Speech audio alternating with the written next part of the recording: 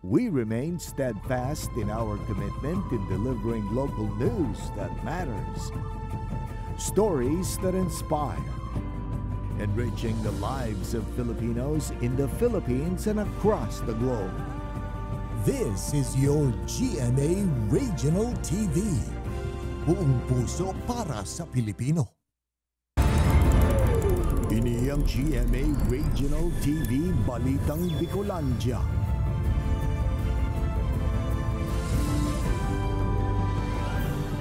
Diyos marhay na hapon mga kapuso. Uninaan Balitang Bicolandia. Hatod mi ang pinakadarakula asin pinakabagong mga bareta sa Kabikolan. Kami ang tropa nin katotohanan. Mahatod din mga baretang mayo nin pigkikilingan, mayo nin pigpoprotehiran. Live halidigdi sa GMA Complex sa Naga City. Sa ngaran ni Kate de Lovieres, ako po si Jessica Kalinog. LTO Naga District Office sorpresang nag-inspeksyon sa Bicol Central Station. Kasabay iyan kan pagruso kan mga biyaherong pabalik sa Metro Manila. Early warning devices asin dokumento kan mga driver asin bus hiniling man kan mga otoridad. Ani ba pang detalye aramon ta sa pagtutok live ni Chris Novelo. Chris?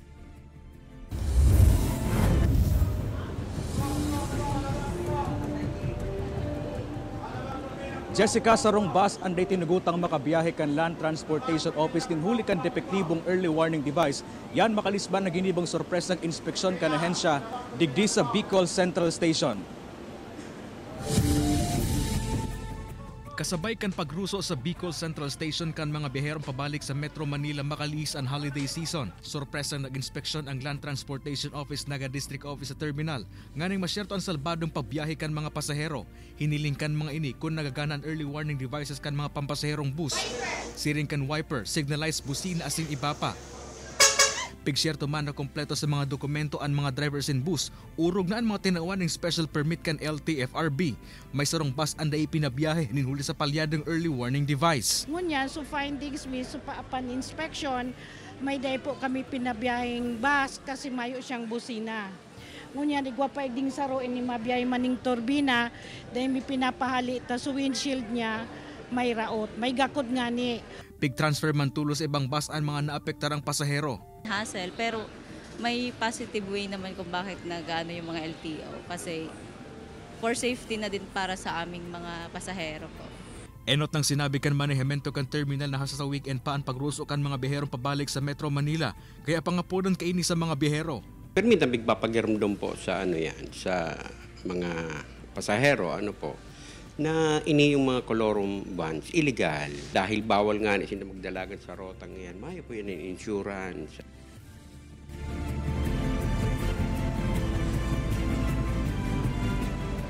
Jessica, kung ikukumpara kasuod, medyo may kadikit ngunyan ang mga biyahero nagruso digdi sa Bicol Central Station. Alagad man tinidong naka-alerto asin nakabantay, Jessica, ang mga otoridad din hulita hasta sa weekend pa ang exodus digdi sa Bicol Central Station. Jessica. Diyos mabalos, Chris. Mga pasahero na pabalik sa Metro Manila nagruso na sa mga terminal asin pantalan sa Bicol Region. Uyan report ni Rosie Nieva. Makalisang lauwig na bakasyon durante kan holiday season, nagruso naman sa ngunyan ang mga pasaherong mabalik sa Metro Manila sa Terminal Candaet, Camarines Norte. Ang ibang mga pasahero na dain na nakakuanin tiket, naglalaom na sana sa mga ordinary o extra bus na mabiyahe. Mahigot man ang pigpapautob na seguridad kan mga otoridad sa nasambitan ng terminal.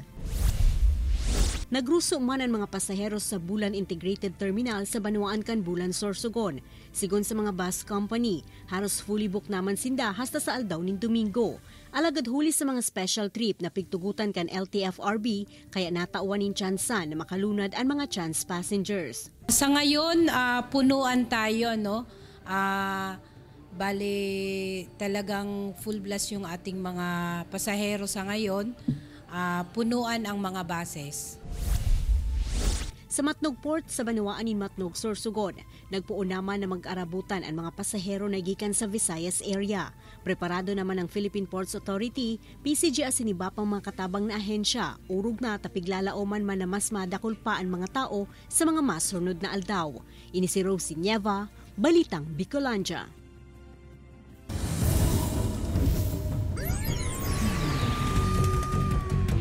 Sarong kakanan sa Naga City nilaog nin parahabon. Labi 30,000 pesos nalalay kan sospek. Ang detalye tutukan sa report na ini. Pasaan sarong porsyon kan glass door. Mayo naman ang nawalat na benta sa laog kan kaha.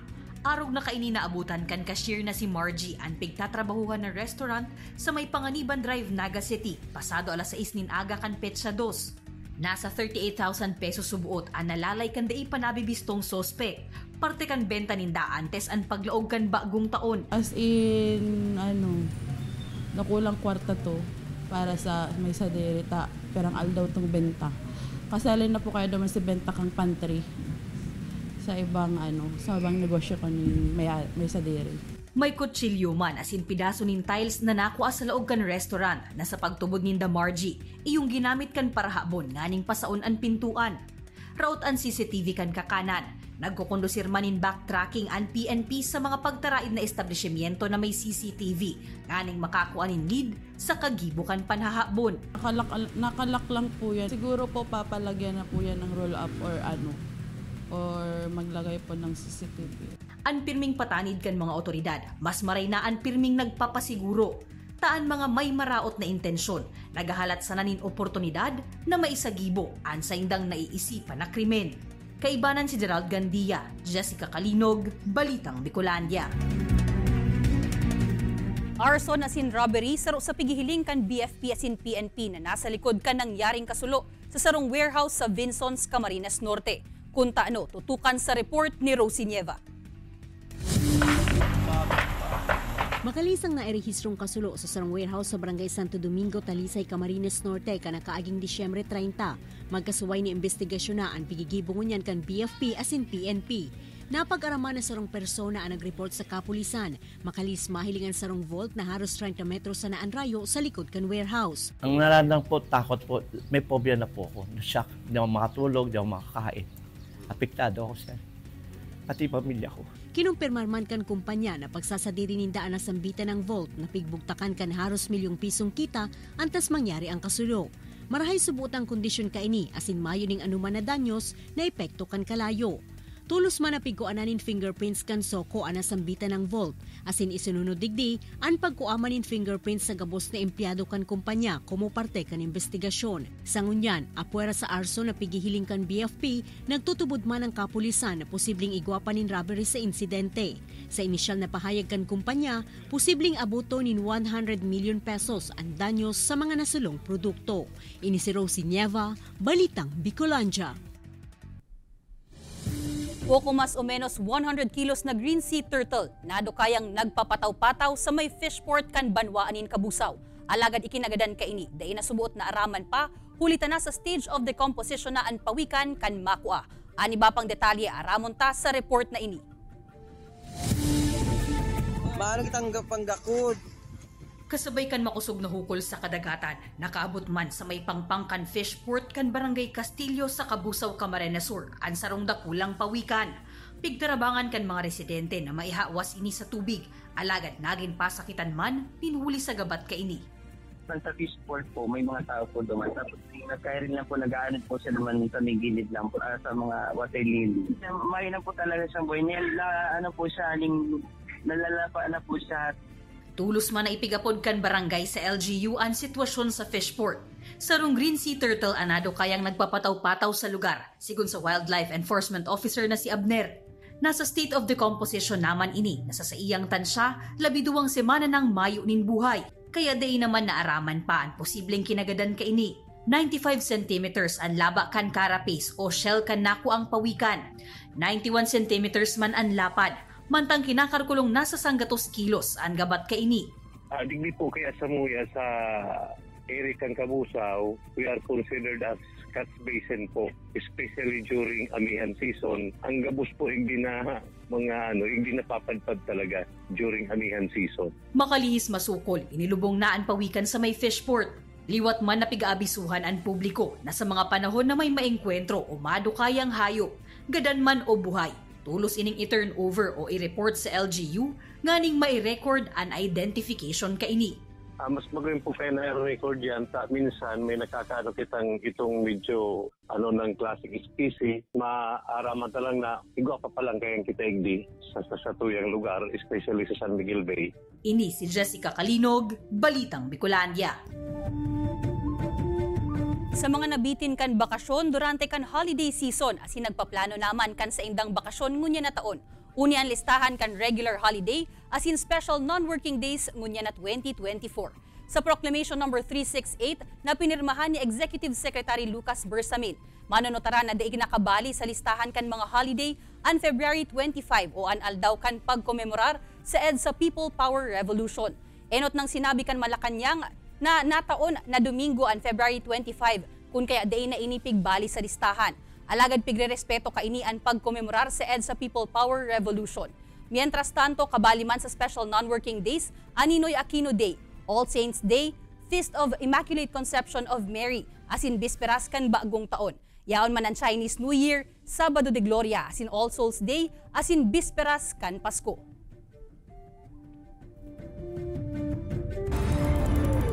Ini ang GMA Regional TV Balitang Bicolandia.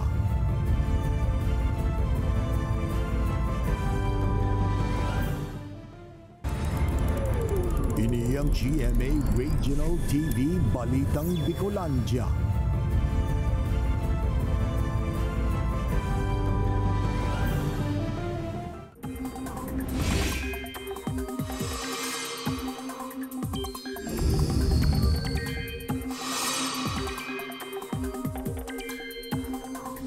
Mga kapuso, hababaan tsansa alagad ay pigahali ang posibilidad na may mabilog o maglaog na bagyo sa Philippine Area of Responsibility ngunya na bulan.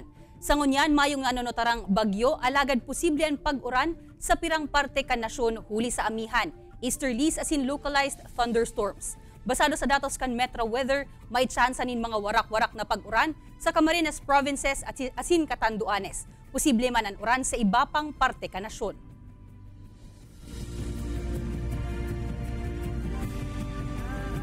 Nagpaluwas na ang pag-asa nin mga listahan kan mga pangaran nin mga bagyo na malaog o mabibilog sa Philippine Area of Responsibility ngunya na taon. Ang mga pangaran kan bagyo ang nauutro kada 4 na taon. Alagad ngunya na 2024, pira sa listahan ang mga bagong pangaran na ipigribay sa mga bagyong nagkausa nin matinding epekto asin danyo sa nasyon kan taong 2020.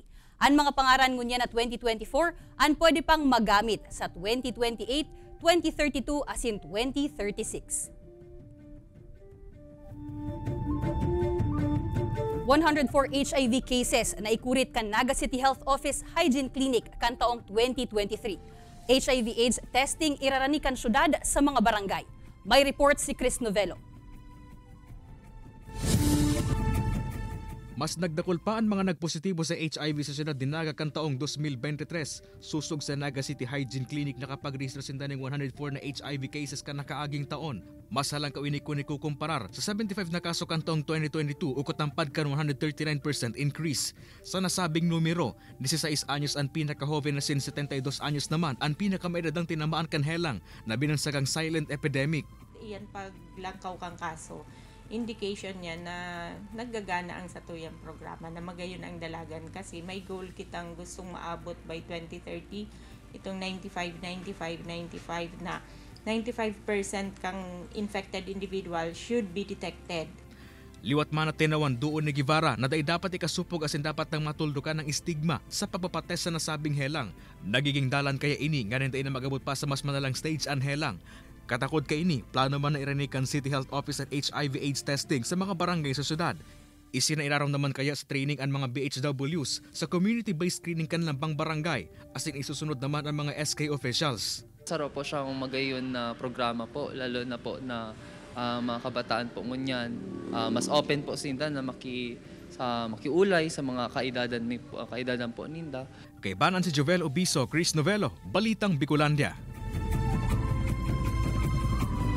Sa tahaw kan wala tuong mga aktibidad sa nakaaging holiday season, dayman giraray nalikaya na may mga taong nagpositibo sa COVID-19. Sa datos kan DOH Bicol Center for Health Development, poon Desyembre 24 hasta 31, nagpakol sa 80 kaso ang nairehistro sa bilog na rehiyon. Pinakadakol digdian probinsya nin Camarines Sur na igwang 46 na kaso, kabali na ang 12 kaso gikan sa Naga City. Igwa manin sarong binawianin buhay sa Sorsogon, huli sa nasambitan ng helang, mantang 46 ang mga newly reported recoveries. Sa Kabilogan, puon kan March 2020, nagpakol na sa 69,963 ang COVID-19 cases sa rehiyon. Padagos man ang pangapudan kan Department of Health sa publiko na mag-ingat man giraray, nganing malikayan ang nasambitan ng helang. Pagnenegosyo, mas magiging patok mo niya na taon na 2024 sigon sa DTI, matapos ang dagos-dagos ng paghaluwag kan mga restriksyon na darakan dating pandemya. Uya ang report. Ngunyan na 2024, ang panibagong taon na mayo na nin pandemya sa bilog na nasyon. Panibagong taon na may daraman nin panibagong paglaom. Urog na sa liwat na paghawas sa naging epekto kan COVID-19 pandemic. Sa lado kan pagnenegosyo, sigon sa DTI Camarines Sur, ang taon na ini magiging magayon para sa tourism-related businesses. Mayo na nin restrictions kaya buwelo na sa travel galore. Pira pa sa mga pigihiling kan DTI na magiging patok na negosyo this year, ang BPO o Business Process Outsourcing. Dawa subuot magpuon sa nasasadit, oks na iyan. Day man mawawara ang agriculture and food processing. Ang pagkakansaro sa basic needs, kaya for sure, day mawawara sa listahan. Pwede man purbaran ang renewable energy.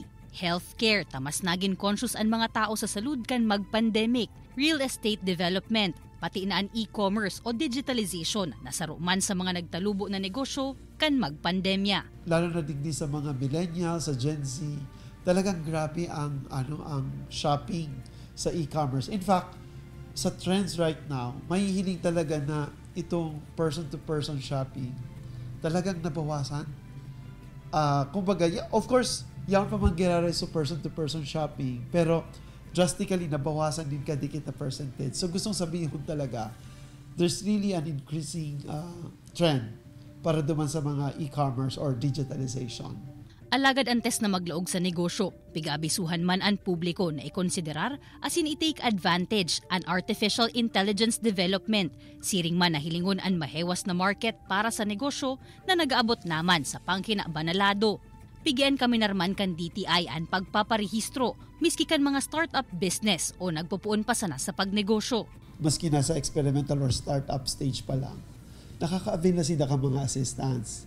Example, kung ma-loan ka with kasi igwa kaming SB Corporation, di ka makaka-loan unless duly registered ka. Same thing with financing institutions sa iba.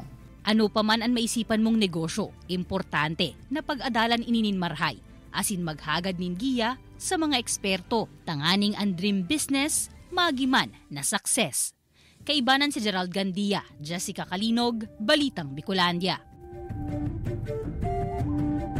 Pirang lugar sa Naga City, 4 na aldaw makakamati, nin maluya hasta mayong bulos nin tubig. Sarong pumping station kan MNWD, iirahayon makalihis mga naan an operasyon kan nakalihis na holiday season. Uya ang report ni Chris Novello. Nagbabanlaw na kan labahan kan ninabutan kan news team si Bernard Ilusa kan Barangay Pacul, Naga City. Apuera kan labahan, isinunod naman niya ang mga hugasan. Inantisipara na kaya ni Bernard ang maluya hasa sa mayong bulos din tubig puon sa aga. Asin maadurar hasa sa Lunes, Enero 8. Ay nung ngayon ko maglawa para din na po maabala sa aga na mawaraan ng tubig saka pako ng hassle sa aga. Saro kaya ang Barangay Pacul sa maapektaran kan gigibuhon na preventive maintenance sa sarong pumping station kan Metropolitan Naga Water District. Apuera sa Pacul, apektado man kaini ang mga barangay kan San Felipe, Peña Francia asin ibabang lugar. Sigun sa MNWD, nanganaan kaya ang operasyon kan pumping station kan nakalis na holiday season.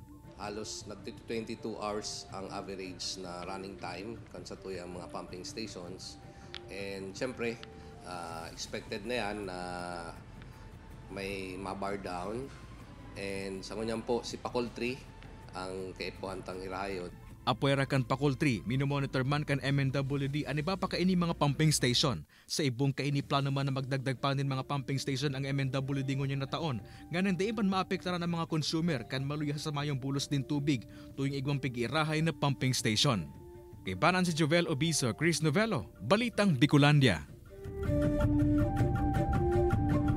Pigbiliban kan mga netizen ang sarong paratukdo sa sarong universidad sa Sorsogon City. Makalis kay ning gibuhanin portrait an mga an sa iyang mga estudyante.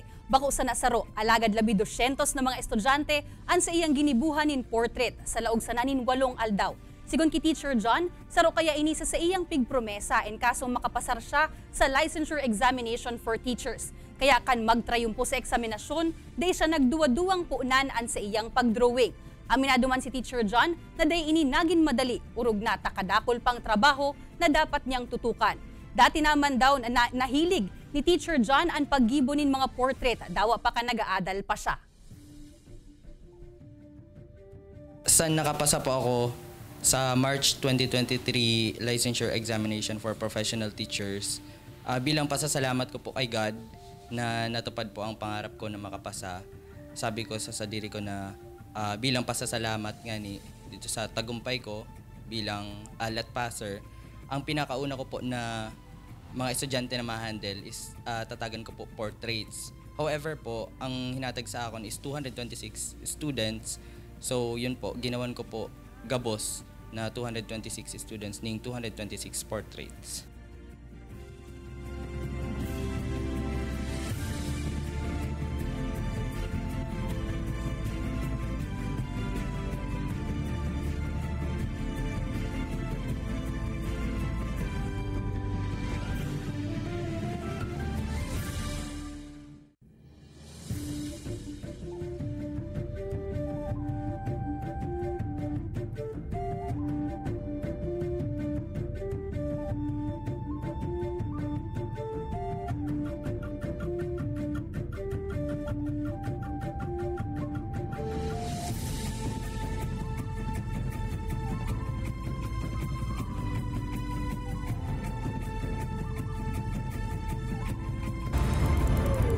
Ini ang GMA Regional TV Balitang Bicolandia.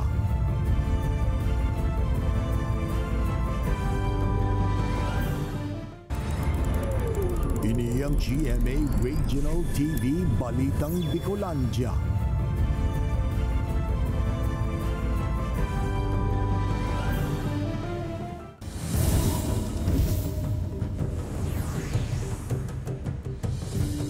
Padagos ngunyan ang pigigibong pagbabantay kan FIVOX sa aktibidad kan Mount Bulusan. Sa report kan nasambitan ng opisina, nagpakol sa labi 100 volcanic earthquakes ang naitala kan Bulusan Volcano Network poon kan Desyembre 29. Padagos man ang ground deformation o paghubag kan bulkan, urog na sa parte kan southwestern asin southeastern slopes. Ang paglangkaw kan seismic activities ang pwede subuot na magresulta sa phreatic eruptions sa Inmana Summit vent kaini. Padagos ang pangapodan kan FIVOX asin mga LGU sa publiko, nalikaya na mo na ang paglaog sa 4-kilometer permanent danger zone kan bulkan. Sa ibong kaini nagtitinerman sa Alert Level 1 ang nasambitan ng bulkan.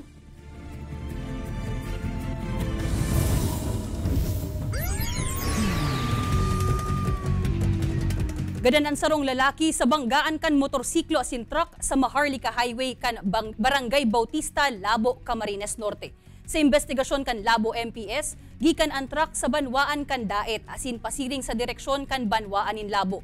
Alagad pagabot sa lugar, biglang nakabangga digdian kasabata na motorsiklo na nag-overtake sa sarong lunadan. Tulos man na idinalagan sa ospital ang 24 anyos na rider, alagad pigdeklarar ng dead on arrival kan mga doktor. Mantang nagsapo maninlugad ang driver kan truck. Sa ngunyan, nagpapadagos pa ang investigasyon kan mga otoridad sa nasambitan ng insidente. Nasa 8,000 na dugang na botante ang piglalaomang madadagdag sa voting population sa Naga City sa nakatalaang pagbukas liwat kan voters registration. Susog sa COMELEC Naga, maapuon sa bulan in Pebrero hasta sa Setyembre ang voters registration na mas halawig kung ikukumparar sa nakaaging voters registration kan nakaaging pirilian sa barangay. Pigahalat pa sa presente kan opisina ang COMELEC resolution sa pagpuon liwat kan voters registration na parte man kan pag-andam kan poll body sa paabuton na midterm elections sa masunod na taon.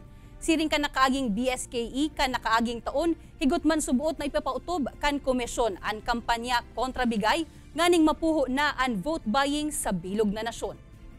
Imbitanta po itong mga depa po nakapagparehistro magpareso na po. Siyempre, kabali na po ito sa mga other registration activities. Kabali na po diyan itong new registration.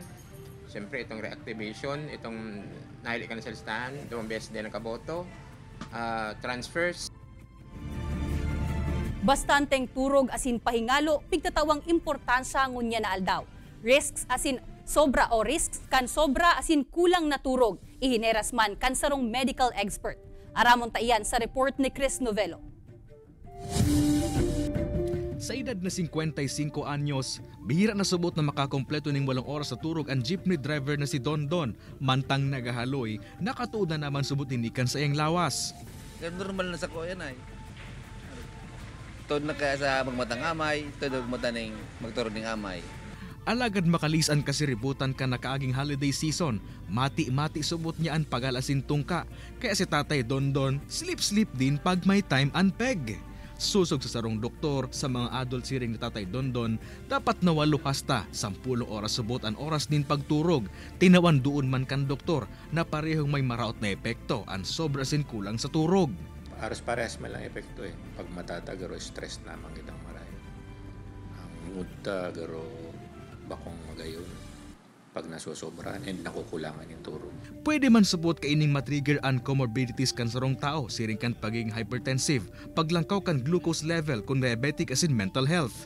Kaya ngunya na Festival of Sleep Day ang abiso ni Doc. Kung may time, pwedeng mag-power nap na inaapod para maging refresh pag trabaho naman sa hapon.